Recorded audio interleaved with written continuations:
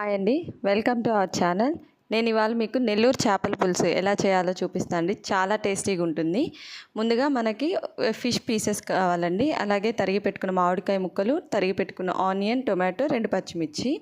ఫిష్లో మనం ముందుగా ఉప్పు, పసుపు వేసి బాగా కలిపి పెట్టుకోవాలండి. చూడండి, ఇలా కలిపి పెట్టుకున్న తర్వాత ఒక బాండిల్ తీసుకొని అందులో ఆయిల్ వేసుకోవాలండి. ఆయిల్ కాగాక తిరగమాత గింజలు, ఆవాలు, జీలకర్ర అవి వేసుకోవాలండి.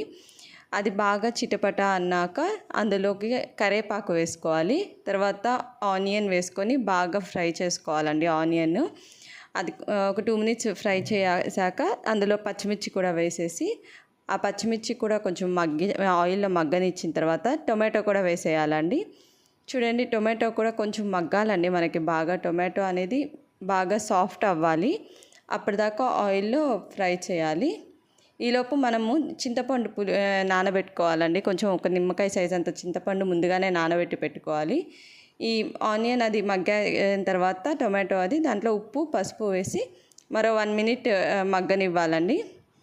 చూడండి, ఇలా మగ్గాక ఇప్పుడు కారం కూడా మనకి తగినంత కారము. నాన్ వెజ్లో కొంచెం కారం ఎక్కువ పడితేనే టేస్ట్ ఉంటుందండి.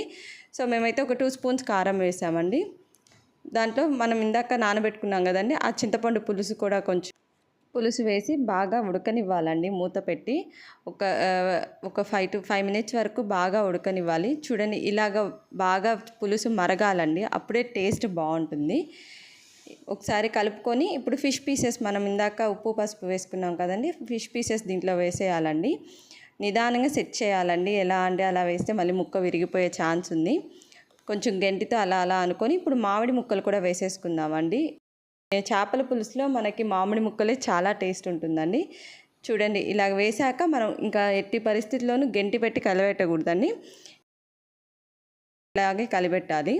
మూత పెట్టేసి మగ్గనివ్వాలండి ఒక 5 మినిట్స్. ఇప్పుడు టేస్ట్ చూసుకోవాలండి. ఉప్పు కానీ ఏదైనా తక్కువ అయితే వేసుకోవాలి. మళ్ళీ మూత పెట్టి మరో 5 మినిట్స్ ఉడకనివ్వాలండి. చూడండి, ఇట్లా బాగా మనకి పులుసు చిక్కబడుతుందండి. అప్పటి వరకు ఉడకనివ్వాలి.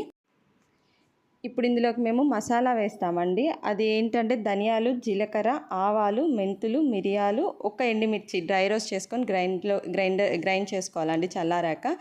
ఆ పౌడర్ వేసానండి. ఇది ఏ పులుసు కూరల్లోకైనా వేసుకోవచ్చు. చాలా టేస్టీగా ఉంటుంది. మనకు పులుసు కూడా బాగా చిక్కబడుతుంది.